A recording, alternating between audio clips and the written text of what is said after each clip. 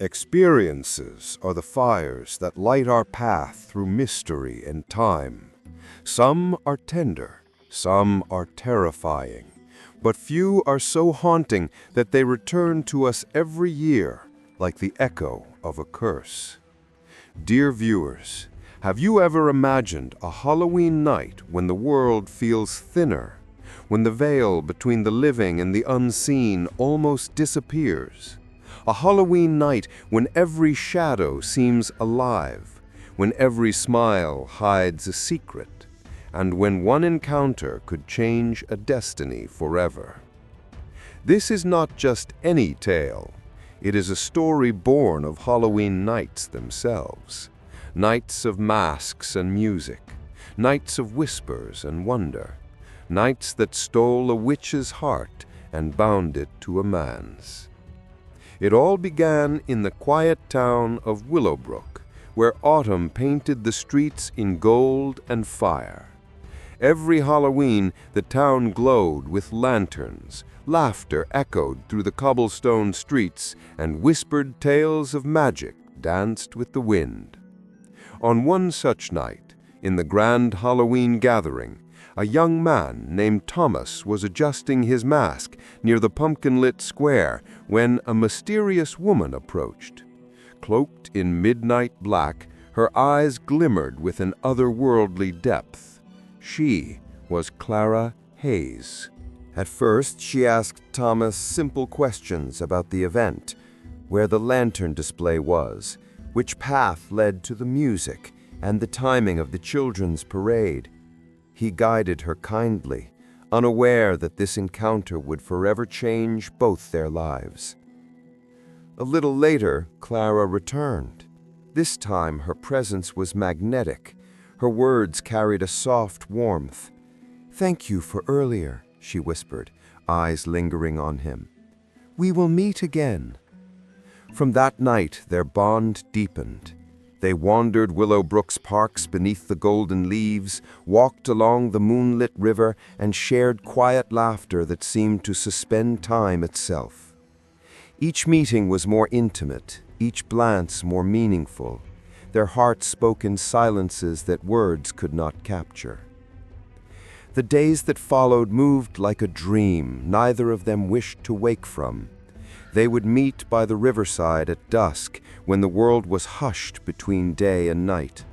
The ripples shimmered in amber light, and Clara's laughter floated like music across the water. Thomas would watch her hands trace shapes in the air, gestures that sometimes sparked tiny glimmers like fireflies called by her touch. He never questioned them. He only felt that she was both a mystery and a miracle, something the world was never meant to hold, yet somehow had chosen him. And as the moon climbed higher each night, the boundary between wonder and reality grew softer, like breath on glass. Finally, they agreed to meet again the following Halloween night. Both of them waited for that night. But peace was fragile. Clara's father, the formidable head of an ancient witch family, confronted her with a stern warning. "You dare to love a human. You betray your blood, your tribe, your very name." Her father's words struck like thunder. His voice echoed through the haunted hall, shaking the torches along the walls.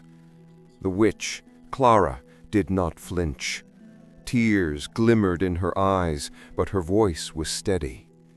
"Father, without him I am nothing. Kill me if you must, but know that I cannot turn away from him. He is the one I saw in my cursed dreams. He is the one my soul has chosen." The great ghost, her father, trembled with rage. Shadows coiled around him, swirling like a storm. For a moment, Clara thought he would destroy her where she stood. But then, a flicker of memory crossed his ancient eyes. The battles she had fought for him, the victories she had given their clan. His voice dropped, dark and heavy. "I should end you. But you are my daughter, and you have given me your strength in countless wars. So I will not kill you. Yet hear me well, Clara. If you leave us for this man, you can never return. Step once into the human world, and you will no longer be my child. Come back, and I will end you." The hall went silent. The curse was heavier than iron. Clara lowered her head, her heart pounding. Then she whispered, "So be it. I choose him. I will never look back."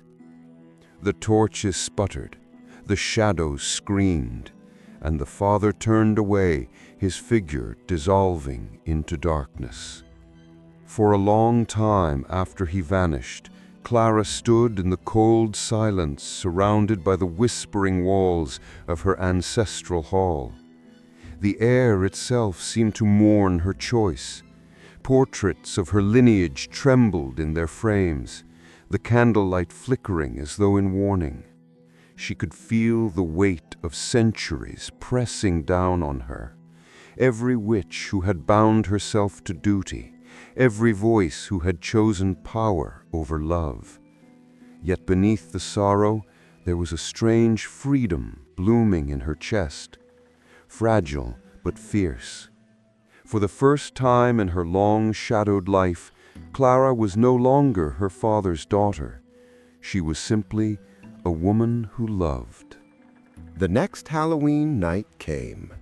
The city streets were alive with music, masks, and glowing lanterns. But in the midst of laughter, two figures met in silence beneath the ancient oak in the town square. It was Clara and Thomas. She came in human form, her disguise radiant, her gown flowing like woven moonlight. Thomas, waiting all year for her, could hardly breathe when she appeared. She spoke first, her voice trembling. "Thomas, I have left everything, my world, my family, my battles, all gone, for you." He stepped closer, cupping her face in his trembling hands. "You left your world for me? Clara, I can never repay this. I swear I'll spend my life protecting you, cherishing you, never letting you feel regret." Tears fell from her eyes, sparkling in the lantern glow. "I don't need repayment. I only need your love. Promise me, Thomas, never leave me, never doubt me. I will guard you with every breath I take." "I promise," he whispered, his voice breaking. "I will never leave you. Not even death could tear me away."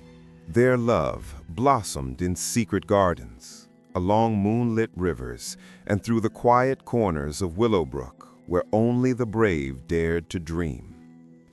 But happiness never walks alone. Shadows began to follow them. Forces from Clara's world were jealous. Whispers slithered into Thomas's sleep, filling his dreams with dread. Shapes moved behind mirrors. Voices hissed from candle flames. Even the wind began to carry her name like a warning. One evening, Thomas returned home to find his windows shattered, strange symbols carved into the walls, and the air thick with the scent of burnt sage. A low voice echoed through the empty room. "Leave her, or your life will end in screams." Fear seized his heart, but when he told Clara, she only smiled sadly, her touch warm against his trembling cheek. "Do not fear, Thomas. My father's warning was cruel, but his power cannot cross into this realm now. And the jealous ones," her eyes glowed with quiet fury, "they will never touch you. I have strength enough for both our worlds." That night, when the forest stirred and the air turned cold, the shadow creatures came. They crawled out of mist and moonlight, whispering her name, clawing for the man she loved. Clara raised her hands. The power of generations surged through her veins. The sky split with light. The earth trembled, and with a cry that shook the stars, she scattered them into dust. Thomas fell to his knees, trembling. You saved me again." She smiled, though her eyes were wet. "I will always save you. That is my vow." The night seemed to pause, as if the stars themselves held their breath. A hush fell over the trees, and the world glowed with that fragile light found only between midnight and dawn. The air was thick with memories, laughter caught in time, the scent of autumn long past, the tremor of promises never forgotten. Clara moved through it as though walking inside a dream, her bare feet brushing fallen petals, her fingers tracing the invisible lines of fate written across the air. Somewhere, a clock struck once, and its echo rippled through her, reminding her that time, even when broken, still beats for those who dare to love. But power always asks for payment. That night, when silence returned and the last sparks of magic died, Clara stood beneath the cold stars, her breath thin and her heart heavy. The light that had burned in her veins now faded like a dying tide, and in that stillness she felt the ache of every spell she had ever cast. Yet amid the exhaustion came peace, for in saving Thomas she had freed not only him, but herself. She looked toward the horizon, where the first pale hint of dawn touched the trees, and whispered, "Let the darkness take what it will. My heart belongs to love now." Seasons turned. Their love grew stronger, and at last, on a bright autumn day beneath falling leaves and silver skies, Clara and Thomas stood hand in hand before the town. Music rose and whispers stilled. On that day, a witch in human form and a mortal man spoke vows that bound them forever. "I choose you," Clara whispered. "I choose you," Thomas answered. Soft golden light surrounds the couple as they stand close, eyes closed, foreheads gently touching. Glowing lanterns sway, bells ring in the distance, symbol of love and unity. And though shadows still lingered in distant corners, none could break the bond they had sealed with love. For love, stronger than curses, brighter than fear, had won. Seasons turned. Their love grew stronger. And at last, on a bright autumn day, beneath falling leaves and silver skies, Clara and Thomas stood side by side. The town gathered, music filled the air, and on that day, a witch in human form and a mortal man spoke vows that bound them forever. "I choose you," Clara whispered, her hand in his. "I choose you," Thomas answered, his voice unshaken. Soft golden light surrounds the couple as they stand close, eyes closed, foreheads gently touching. Glowing lanterns sway, bells ring in the distance, a symbol of love and unity. And though shadows still lurked in hidden corners, none could defeat the bond they had sealed with love.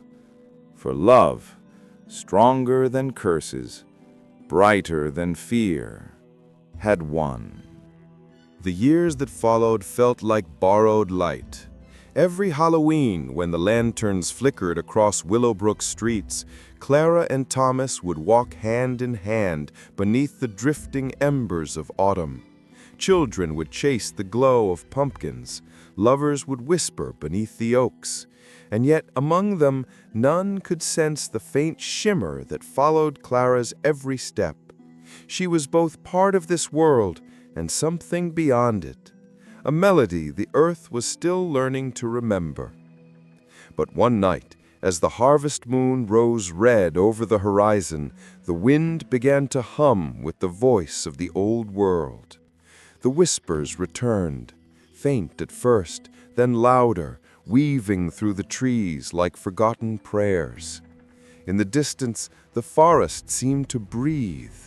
Clara paused, her fingers tightening around Thomas's hand. "It's my father's world calling again," she murmured. "The gate between realms opens once every 7 years, and tonight it calls my name." Thomas felt the chill of fate in the air, yet his eyes held only love. "Then let it call," he said softly. "You belong where your heart beats, and your heart beats here, with me." For a moment, silence claimed the night.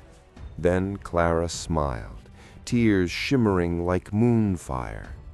She raised her hand, tracing a glowing symbol in the air, sealing the gate that once bound her bloodline to the shadows. The forest sighed, and the whispers fell silent. From that day onward, the people of Willowbrook spoke of a gentle enchantment that blessed their town.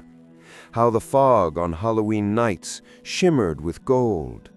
How no shadow ever harmed the living. How love itself seemed to guard their dreams. And on quiet nights, if one listened closely near the old oak tree, a faint echo could still be heard, the laughter of a witch who chose to be human, and the heartbeat of the man who made her free.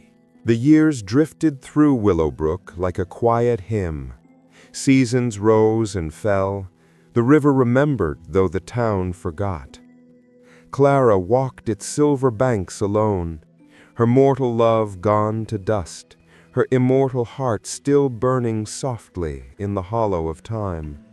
Sometimes children spoke of a pale woman seen beneath the autumn moon, her eyes carrying the echo of stars. They said she spoke to the wind, and the wind answered. On one such Halloween night, when lanterns flickered like fading memories, the world began to hush. The bells that had once sung for her love grew still. Even the river paused, as though waiting. Then came the light. A vast and trembling glow unfolded across the heavens, neither of sun nor moon. From the mist rose a figure robed in silence, the chief ghost, ruler of the realms unseen, elder to all who had ever lived or died. His presence bent the trees, and the very shadows bowed to him. His eyes were not eyes at all, but twin galaxies, and his voice rolled like distant thunder across eternity. "Clara Hayes," he spoke, and the air itself listened. "You have been seen. You who once defied blood and curse alike, have taught the worlds what even gods forget, that love, when true, is older than power." Clara fell to her knees, trembling beneath his light. "My lord, I have nothing left. My love has returned to dust. My power is gone. What am I now but a whisper caught between worlds?" The chief ghost's vast hand lifted, not in wrath, but in wonder. "You are more than either world could name. You are the bridge between them, the flame that neither death nor time could quench." From his palm flowed a radiance like liquid dawn. Her eyes glowed with the light of the moon and the warmth of the sun. Her voice became the harmony of both. It touched Clara's heart, and within her 2 worlds awoke, the mortal and the immortal, the breath of woman and the pulse of magic. Take now the gift of two worlds, to walk among mortals, yet keep the strength of your blood, to hold the warmth of life and the wisdom of death. You shall be the bridge, the keeper of the veil. To wield your power not as a weapon, but as mercy, to guard the veil where love and death meet, for you have proven that neither can conquer the other. The chief ghost's eyes glimmered with stars and ancient light. And now, Clara, I grant you even greater strength, a gift from me, a reward for your courage, your heart, and your triumph. Powers that will guide you, protect you, and honor the balance you have restored. Should any spirit from the shadowed realm dare to harm you or the memory of your love, rise and lay them to rest, for no ghost shall cross the line you guard. Let this be a mark of your success, a precious blessing that belongs to no other, a symbol that love, wisdom, and strength can coexist within one soul. And as he faded into the horizon, his form dissolving into a storm of gold and shadow, the river began to move again, softly, musically, like a song reborn.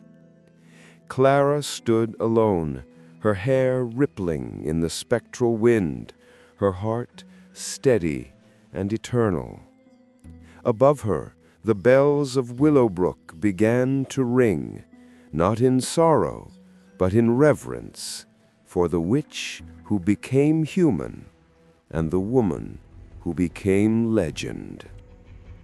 From that night forth, every Halloween carries her whisper through the air, a promise that love outlives time, and that even in the spaces between worlds, Clara still walks, the keeper of the veil. And so, when the wind moves through Willowbrook on Halloween night, it still carries the scent of old candles and distant rain. They say if you stand beneath the ancient oak and close your eyes, you'll feel the warmth brush your hand, gentle, human, and yet not. Perhaps it is Clara's spirit, still walking beside her beloved. Perhaps it is Thomas, keeping his vow across the veil of time. Or perhaps it is simply love itself, reborn each year in the glow of lantern light, reminding every heart that even the cursed and the lost can find home again. For in the end, Halloween is not only the night of shadows, it is the night when the impossible remembers how to breathe, and when a witch's heart, once bound by darkness, beats forever in the arms of a man who never let her go. If this tale touched your heart, if you felt the magic of love and courage, let your light linger with ours. Like, share, and subscribe, and carry the story into the world beyond.